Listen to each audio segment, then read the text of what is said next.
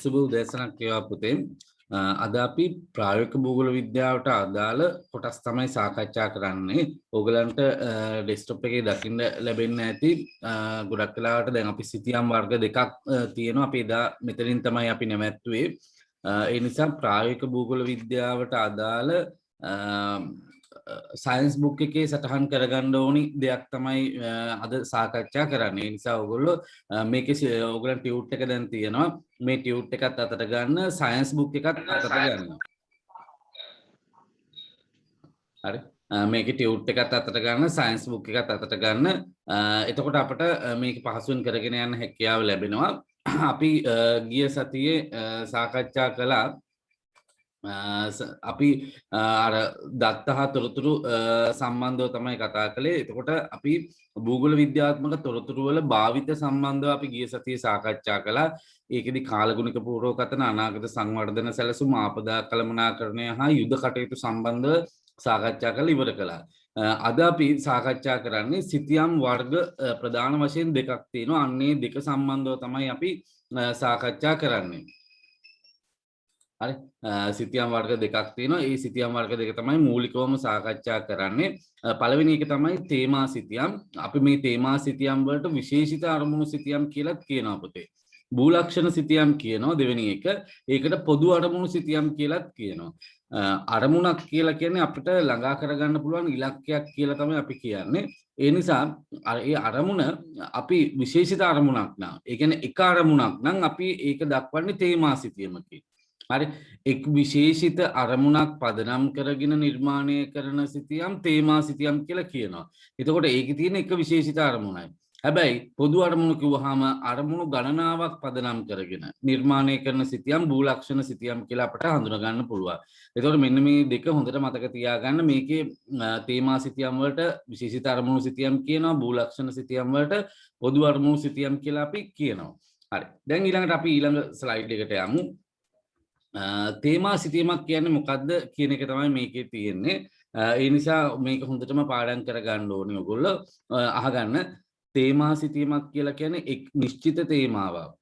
නැත්නම් එක් නිශ්චිත අරමුණක්. නැත්නම් සුවිශේෂී භූගෝලීය ප්‍රදේශය තුල ව්‍යාප්තව ඇති ආකාරය දෘශ්‍යමාන ලෙස නිරූපණය කරන ලබන සිතියම් තමයි තේමා සිතියමක් කියලා කියන්නේ. ඒ කියන්නේ අපි ගත්තොත් එහෙම ශ්‍රී ලංකාවේ දේශගුණය ගත්තොත් එහෙම දේශගුණය තමයි එක අරමුණක් වෙන්නේ. ශ්‍රී ලංකාවේ පස සම්බන්ධ සිතියමක් අදිනවා නම් පස තමයි මූලික කරගන්නේ. එතකොට එක අරමුණයි සිතියමේ තියෙන්න ඕනේ. අන්න එහෙම එක අරමුණකට අනුව සිතියමක් අඳිනවා නම් අපි ඒකට කියනවා පුතේ තේමා සිතියමක් කියලා. නිදසුනක් ලෙස යම් නගරයක, රටක හෝ මහද්වීපයක ඇති භෞතික, සමාජීය, සංස්කෘතික, දේශපාලනික, ආර්ථික, කෘෂිකාර්මික යනාදී තොරතුරු වෙන්වෙන් වශයෙන් ගොඩක් වෙලාවට අපි දක්වන්න පුළුවන් නම් අපි ඒ වගේ ඒවාට තේමා සිතියමක් කියලා කියනවා. හරි. දැන් අපි මේක පාඩම් කරගන්න ඕනේ. මට ඕනේ මෙන්න මෙහෙම මේකේ තියෙන විදිහටම ඕනේ. ඒ නිසා හොඳට අහගන්න ආයි. තේමා සිතියමක් යනුවෙන් අදහස් කරන්නේ එක් නිශ්චිත තේමාවක් සුවිශේෂී භූගෝලීය ප්‍රදේශයක් තුළ ව්‍යාප්තව ඇති ආකාරය දෘශ්‍යමාන ලෙස නිරූපණය කරනු ලබන සිතියම්ය. නිදසුනක් ලෙස අපි ගත්තොත් එහෙම යම් කිසි රටක නැත්නම් මහද්වීපයක භෞතික, සමාජීය, සංස්කෘතික, දේශපාලන, ආර්ථික, කෘෂිකාර්මික මේ කියන සියලුම තොරතුරු වෙන්වෙන්ව අපි සිතියමකින් දක්වනවා නම් අන්න ඒ සිතියම් වලට තේමා සිතියම් කියලා කියනවා. හරි. මෙතෙන්ට එනකන් ටක් ගාලා පාඩම් කරන්න ඕගලන්ට විනාඩියක් දෙනවා. දෙන්නෙකුට අවස්ථාව තියෙනවා පුතේ.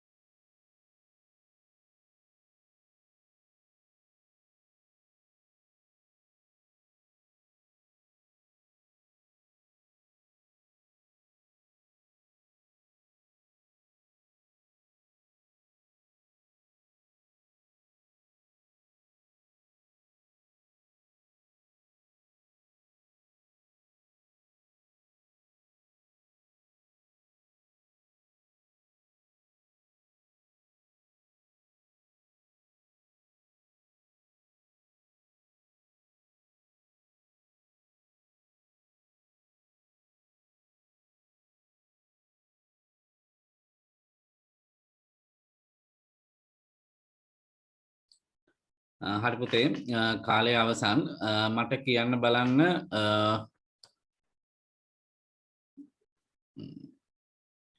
ඉමාශී කාවින්දයා ඉන්නවා කියන්න බලන්න පුතේ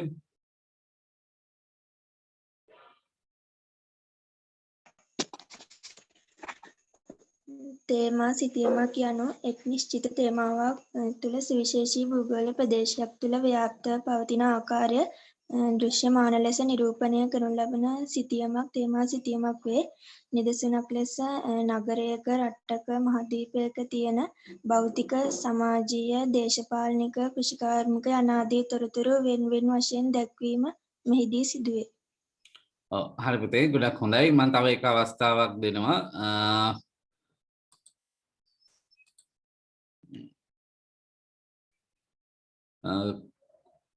කවීෂා නෙත්මිනි ඉන්නවා කියන්න බලන්න පුතේ කවීෂා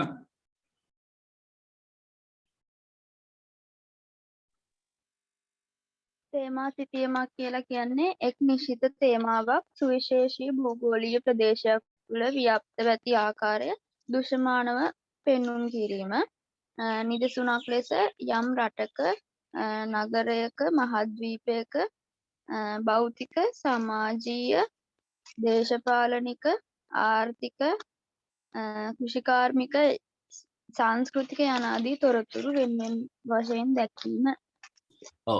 ගොඩක් හොඳයි පුතේ දැන් අපි තේමා සිතියමක් කියන්නේ මොකක්ද කියන එක සාකච්ඡා කළා තේමා සිතියමක් කියන එක සරලව අපි කිව්වොත් එක් නිශ්චිත තේමාවක් සුවිශේෂී භූගෝලීය ප්‍රදේශයක් තුළ ව්‍යාප්තව ඇති ආකාරය දෘශ්‍යමාන ලෙස නිරූපණය කරනු ලබන සිතියම් තමයි අපි කියන්නේ තේමා සිතියමක් කියන එක. එතකොට මේකට නිදසුන් කීපයක් තියෙනවා කිසියම් රටක නගරයක නේද මහද්වීපයක අපි ගත්තොත් මේකේ භෞතික සමාජීය සංස්කෘතික දේශපාලන ආර්ථික කෘෂිකාර්මික යනාදී තොරතුරු වෙන වෙන වශයෙන් දැක්වීම තමයි මේකෙන් අපි තේමා සිතියමක් කියලා කියන්නේ. හරි. දැන් අපි බලමු තේමා සිතියම් වලට උදාහරණ මොනවද තියෙන්නේ කියලා. හරි එතකොට දැන් අපි ගත්තොත් එහෙම මෙතන විවිධ තේමා සිතියම් තියෙනවා මේ තියෙන තේමා සිතියම් වලට උදාහරණ ශ්‍රී ලංකාවේ භූෂමතා ලක්ෂණ සිතියම ශ්‍රී ලංකාවේ ජල වහන සිතියම ඔයගොල්ලෝ මෙතන සිතියම කියලා ලියන්න මතක තියාගන්න ශ්‍රී ලංකාවේ භූෂමතා සිතියම ශ්‍රී ලංකාවේ ජල වහනය සම්බන්ධ සිතියම ලෝකයේ ස්වභාවික වෘක්ෂලතා ව්‍යාප්ති සිතියම ලෝකයේ දේශපාලන බෙදීම් සිතියම් ශ්‍රී ලංකාවේ දිස්ත්‍රික්ක බෙදීම් සිතියම ශ්‍රී ලංකාවේ තේබීම් ව්‍යාප්ති සිතියම ලෝක ජන ව්‍යාප්ති සිතියම ශ්‍රී ලංකාවේ සංචාරක මධ්‍යස්ථාන දක්වන සිතියම ශ්‍රී ලංකාවේ පැරණි නගර දක්වන සිතියම. එතකොට මේ එක් සිතියම් වලින් එක අරමුණක් තමයි මූලික වෙන්නේ. අපි ගත්තොත් එහෙම ශ්‍රී ලංකාවේ භූවිෂමතා සිතියමේදී භූවිෂමතාවය තමයි පේන්නේ. අපි ශ්‍රී ලංකාවේ දිස්ත්‍රික් බෙදීම් සිතියම ගමු. එතකොට ඔයගලන්ට මේ තියෙන්නේ ශ්‍රී ලංකාවේ දිස්ත්‍රික් බෙදීම් සිතියම තමයි දැන් ඔයගලන්ට දැర్శණය වෙන්නේ. එතකොට අපිට මේකේ තියෙනවා ප්‍රධාන පළාත් සිතියම තමයි මේ තියෙන්නේ. එතකොට ප්‍රධාන පළාත් 9 අපිට හඳුන ගන්න පුළුවන් සබරගමු පළාත තියෙනවා. ඊළඟට බස්නාහිර පළාත, දකුණු පළාත, ඌව ඊළඟට අපි මධ්‍යම මේ වගේ පළාත් 9 සම්බන්ධ තොරතුරු මේකේ අපිට පැහැදිලිව හඳුන ගැනීමේ හැකියාවක් තියෙනවා. ඊළඟට ගත්තොත් ශ්‍රී ලංකාවේ දේශගුණ සිතියමේදී ශ්‍රී ලංකාවේ දේශගුණයේ ව්‍යාප්ත වෙච්ච ප්‍රධාන කලාප දෙක අපට හඳුන ගන්න පුළුවන්. එතකොට මේක වර්ෂාපතනයේ පදනම් කරගෙන තමයි මේ කියන බෙදීම් කරලා තියෙන්නේ. අපට වියලි කලාපය වැඩි ව්‍යාප්තියක් මේ දම් පාටෙන් අපට පේනවා. ඊළඟට තෙත් කලාපයේ තියෙනවා. මේ දෙකටම මැදි වෙච්ච අන්තර් කලාපයක් අපට හඳුන ගන්න පුළුවන්. අතරමැදි කලාපය. එතකොට මේ කලාප තුන අපි හඳුනාගන්නේ දේශගුණික බෙදීම් සිතියම. එතකොට මේකේ වෙන කිසි දෙයක් අපට හඳුන ගන්න අමාරුයි. එක අරමුණක් පදනම් කරගෙන නිර්මාණය කරලා තියෙන නිසා. ඊළඟට මේ තියෙන ශ්‍රී ලංකාවේ මාර්ග සිතියම මේ මාර්ග සිතියමේදී විවිධ මාර්ග ප්‍රධාන මාර්ග ටික සලකුණු කරලා තියෙනවා. ඒ වගේම තමයි ඕගලන්ට පේනවා අභ්‍යන්තර ගුවන් තොටුපළවල් ගොඩක් වෙලාවට ලකුණු කරලා තියෙනවා. ඊළඟට ප්‍රධාන නගර ටික ලකුණු කරලා තියෙනවා. ඒ වගේ අපිට මාර්ගයේ ගමන් කරනකොට වැදගත් දේවල් මේකේ සටහන් කරලා තියෙනවා. එතකොට මේ වගේ දෙයකින් අපිට මාර්ගයක ගමන් කරනකොට ගොඩක් වෙලාවට වැදගත් වෙනවා මේ කියන මාර්ග සිතියම් බැලීමේදී අපට අවශ්‍ය සේවා ස්ථානවලට යන්න පහසුවක් අපට හඳුන ගන්න පුළුවන්. ඒ වගේම මේ තියෙන ශ්‍රී ලංකාවේ පාංශ සිතියම එතකොට ශ්‍රී ලංකාවේ පස් කලාප ගොඩක් වෙලාවට 14ක් තියෙනවා. ඒකෙන් 7ක ව්‍යාප්තිය තමයි මේ පෙන්නලා තියෙන්නේ. එතකොට ප්‍රධාන පාංශු කාණ්ඩ 7 ව්‍යාප්ති වෙලා තියෙන ආකාරය තමයි මේ අපට දැర్శණීය වෙන්නේ. එතකොට මේකෙත් තියෙන එක තේමාවක් පස සම්බන්ධ තොරතුරු නැත්නම් පාංශු ව්‍යාප්තිය සම්බන්ධ තොරතුරු පමණක් මේ සිටීමේ අපට හඳුනා ගන්න පුළුවන්. හරි. එහෙනම් ඕගොල්ලෝ සයන්ස් බුක් එක ගන්න පුතේ.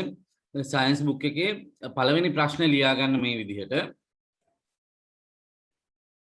පළවෙනි ප්‍රශ්නේ ලියා ගන්න.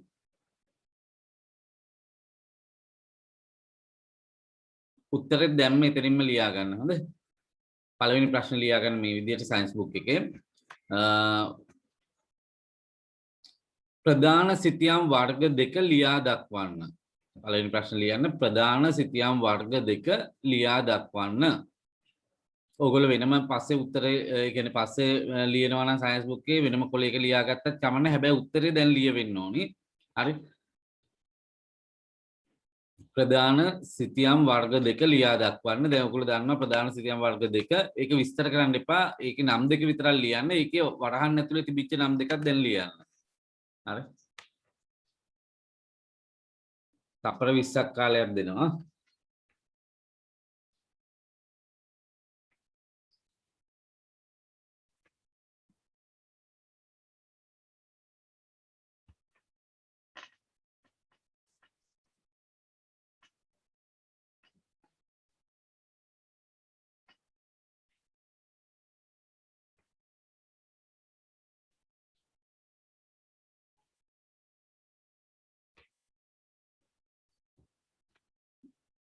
හරි ලියලා ඉවරයි කියලා හිතන්නේ. ඊළඟ දෙවෙනි ප්‍රශ්න ලියා ගන්න පුතේ මෙහිම.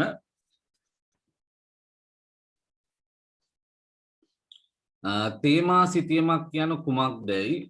තේමා සිතියමක් යන කුමක්දයි? තේමා සිතියමක් යන කුමක්දයි?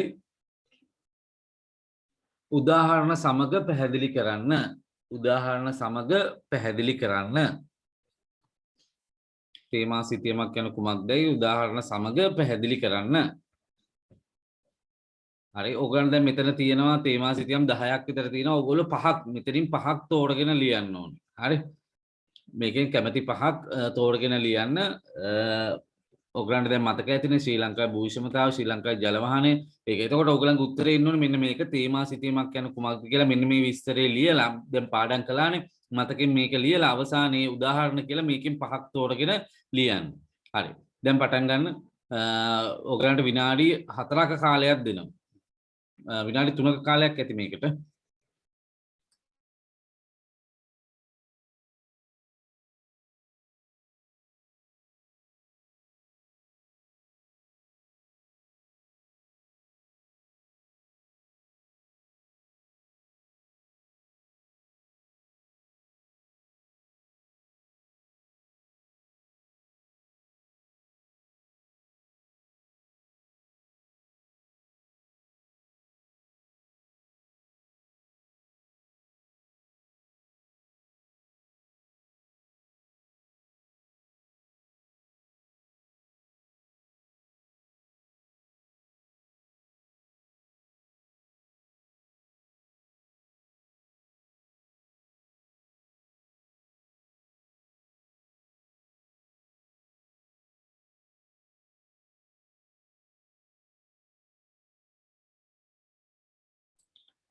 පුතේ ඔයගොල්ලෝ ලියලා ඉවර වෙලා chat එකට message එකක් දාන්න ලියලා ඉවරයි කියලා.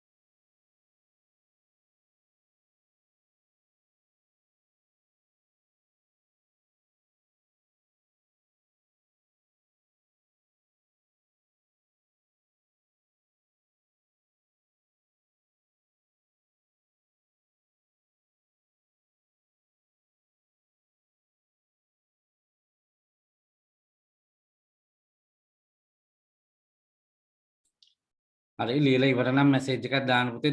දැන්ට දෙන්නේ ලියලා ඉවරයි. අනිත් අයත් මැසේජ් එකක් දාන්න. තව දෙන්නෙක් විතර මැසේජ් එකක් දැම්මොත් මම ඊළඟ කොටස පටන් ගන්නවා.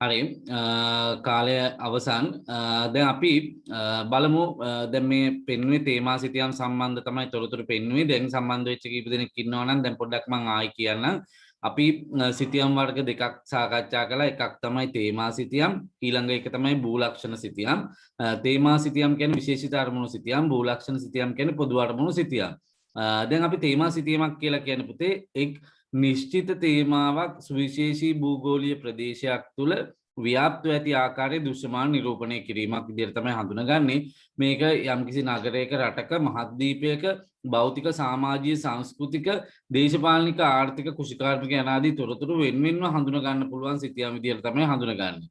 එතකොට මේ තියෙන එකට උදාහරණ ශ්‍රී ලංකාවේ භූෂමතා ලක්ෂණ ශ්‍රී ලංකාවේ ජල වාහන.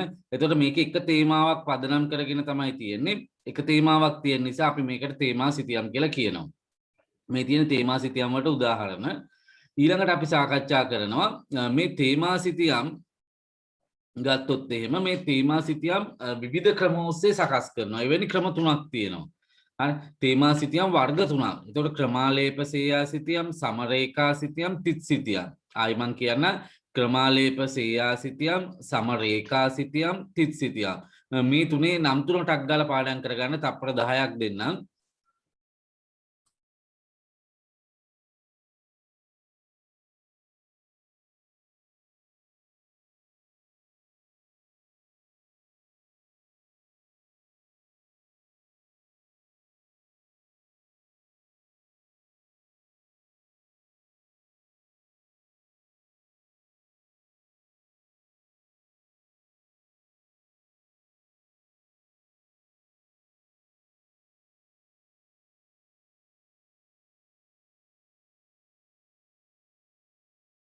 හරි පුතේ දැන් මාත් එක්කම කියන්න පළවෙනි එක තමයි ක්‍රමාලේප සේයා සිතියම් දෙවෙනි එක සමරේඛා සිතියම් තුන්වෙනි එක තිත් සිතියම් ආයි මාත් එක්ක කියන්න ක්‍රමාලේප සේයා සිතියම් සමරේඛා සිතියම් තිත් සිතියම් එතකොට මෙන්න මේ කියන කොටස් තුන තමයි තේමා සිතියම් විදිහට අපි හඳුනගන්නේ ඊළඟට අපි ඊළඟ ස්ලයිඩ් එකට බලමු ක්‍රමාලේප සේයා සිතියමක් කියන්නේ මොකක්ද කියලා එතකොට ක්‍රමාලේප සේයා සිතියම් කියලා කියන්නේ ගොඩක් වෙලාවට අවකාශය සහ ප්‍රමාණය අතර පවතින සම්බන්ධතාව ඝනත්ව වටිනාකම් ඇසුරෙන් නිරූපණය කිරීම සේයා සිතියම් මගින් සිදු කෙරෙනවා.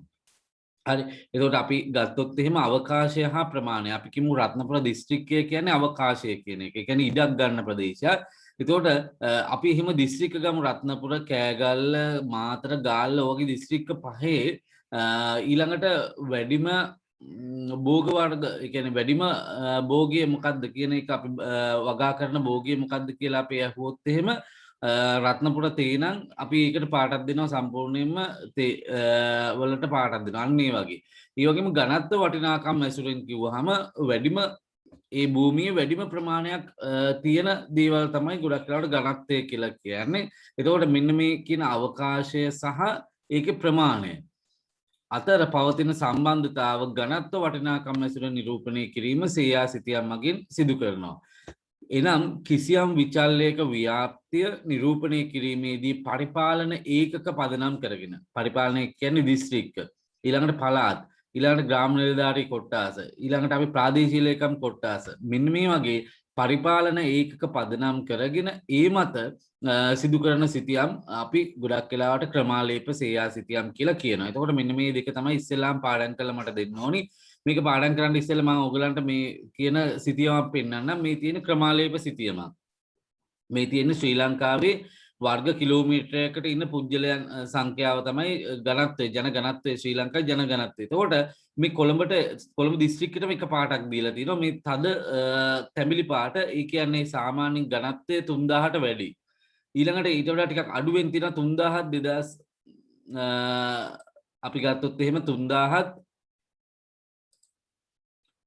සොරි 10999 අතර තියෙනවා ගම්පහ සහ මහනුවර කියන දිස්ත්‍රික්ක දෙක ගම්පහ සහ යාපනයේ නේ ගම්පහ සහ යාපනයේ දිස්ත්‍රික්ක දෙක එහෙම ඊළඟට 600ත් 999ත් අතර ජනගණත්වයක් තියෙන දිස්ත්‍රික්ක කළුතර ගාල්ල මාතර මහනුවර ප්‍රදේශ ඊළඟට 100ත් 599ත් අතර දිස්ත්‍රික්ක ගොඩාක් තියෙනවා වැඩි ව්‍යාප්තියක් තියෙන්නේ අපි 100ත් 599ත් අතර ගණත්වයේ ජනගණත්වයේ 100ට අඩු දිස්ත්‍රික්ක තියෙනවා කිලිනොච්චිය මුලතිව් මන්නාරම මොනරාගල වගේ දිස්ත්‍රික්ක ගණත්වය 100ට අඩුයි. එතකොට මේක තමයි ක්‍රමාලේප සේයාසිතියන් කියලා කියන්නේ. එතකොට මේකේ අවකාශය අපි කොළඹ දිස්ත්‍රික්කයේ කියන්නේ අවකාශය ඒ වගේම මේකේ අපි ගත්තොත් එහෙම වටිනාකම ජන ගණත්වය කොච්චරද කියන එක අතර සම්බන්ධතාවයේ මත ගණත්ව වටිනාකම් වලට ලක් කරලා තමයි මේ සිතියම නිර්මාණය කරලා තියෙන්නේ. ඒතකොට මේ වගේ මේකත් තේමා සිතියමක් එක තේමාවයි පදනම් වෙලා තියෙන ශ්‍රී ලංකාවේ ජනගණත්වය. හැබැයි ඇඳලා තියෙන ක්‍රමාලේප සේයා සිතියමක් විදිහට තමයි ඇඳලා තියෙන්නේ. ඉතින් ඒ නිසා අපි අඳින සිතියම් වර්ග වලට තේමා සිතියම් වර්ග මෙන්න මේ කියන කොටස් තුنين තමයි අපි නිර්මාණය කරන්නේ. හරි දැන් අපි බලමු ක්‍රමාලේප සේයා සිතියම් කියන එකේ පළවෙනි තරු ලකුණු දෙක පාඩම් කරගන්න අවකාශය සහ ප්‍රමාණය අතර පවතින සම්බන්ධතාව ඝනත්ව වටිනාකම් ඇසුරෙන් නිර්මාණය කිරීම සේයා සිතියම් මගින් සිදු කෙරෙනවා. එනම් කිසියම් විචල්‍යයක ව්‍යාප්තිය නිරූපණය කිරීමේදී පරිපාලන ඒකක පදනමක් මත ඒ සිදු කිරීම මෙම සිතියම් වල මූලික ලක්ෂණය වෙනවා. හරි ඔයගලන්ට විනාඩියක් දෙන්නම් ටක් ගාලා මේක පාඩම් කරන්න පුතේ දෙන්නෙක්ට අවස්ථාව තියෙනවා.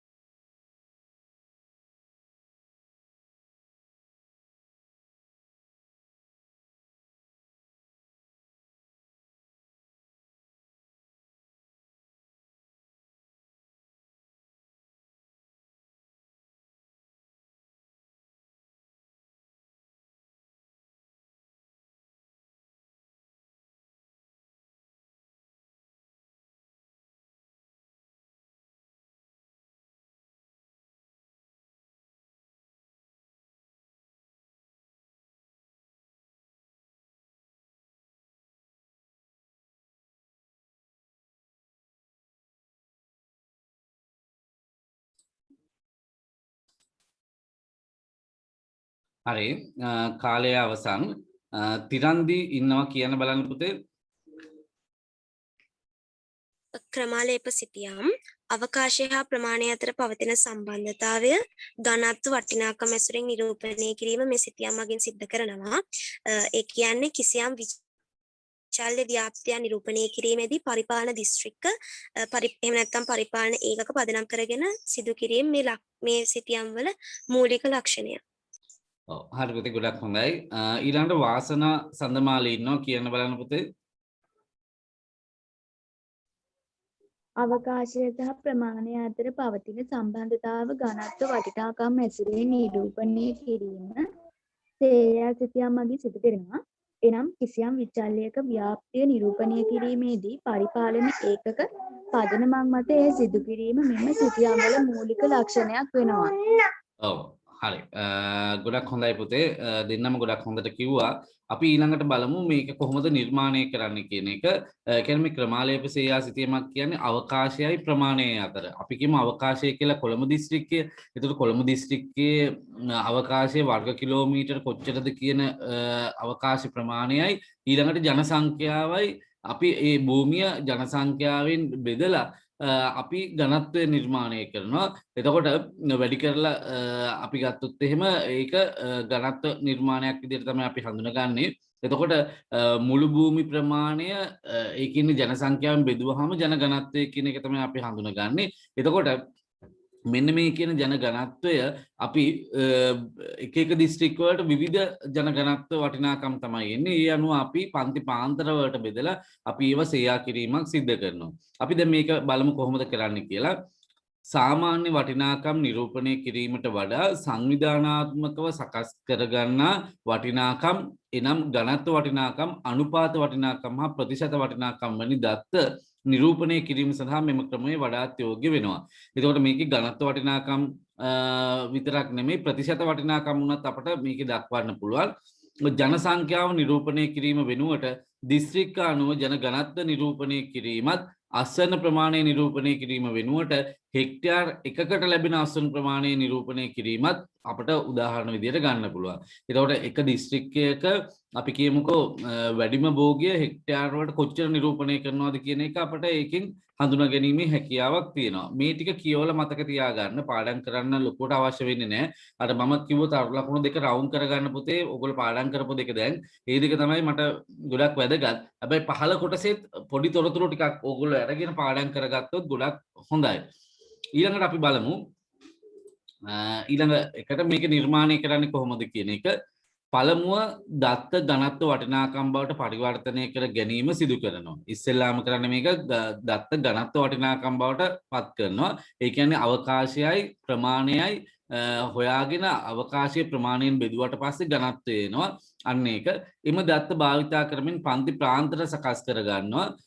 ඊට පස්සේ එක් එක් පරාසයට අයත් වන පරිපාලන ඒකක විවිධ වර්ණ වලින් හෝ විවිධ සංකේත යොදා සේයා කිරීම කරනවා. නිදසුනක් ලෙස ජන සංඛ්‍යාව නිරූපණය කිරීමේදී ජන ඝනත්ව වැඩිම දිස්ත්‍රික්කය සඳහා තද රතු පැහැයද ජන ඝනත්වයේ ක්‍රමයෙන් අඩුවීමේදී පිළිවෙලින් ලා රතු රෝස සහ ලා රෝස පාට වැනි වර්ණ යෙදීම ගොඩක් වෙලාවට සිද්ධ කරනවා. එතකොට දැන් අපිට අර රූප සටහනේ අපිට දකින්න පුළුවන් ඝනත්ව වටිනාකම් වැඩිම මේක අපි රතු කියලා හිතමු. මේ තැඹිලි පාටෙන් නම් තමයි වර්ණ ගන්නලා තියෙන්නේ. තද තැඹිලි පාට 3000ට වැඩි ජන ඝනත්වයේ 3000ට වැඩි තද තැඹිලි පාට කොළඹ දිස්ත්‍රික්කයේ විතරයි.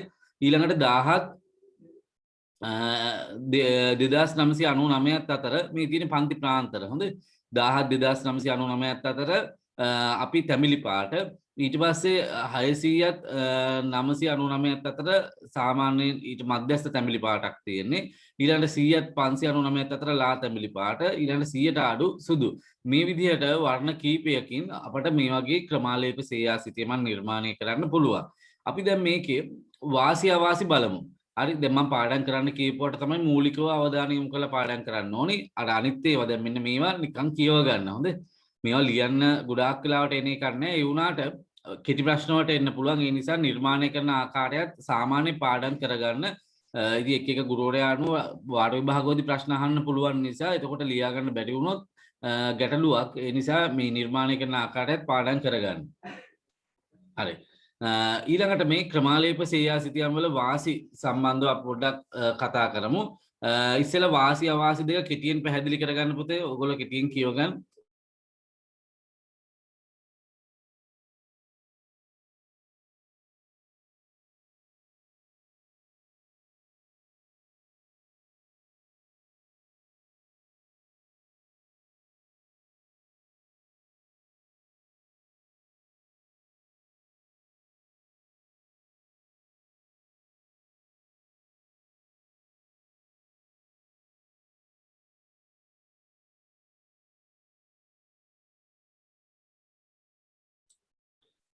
හරි පුතේ අපි දැන් බලමු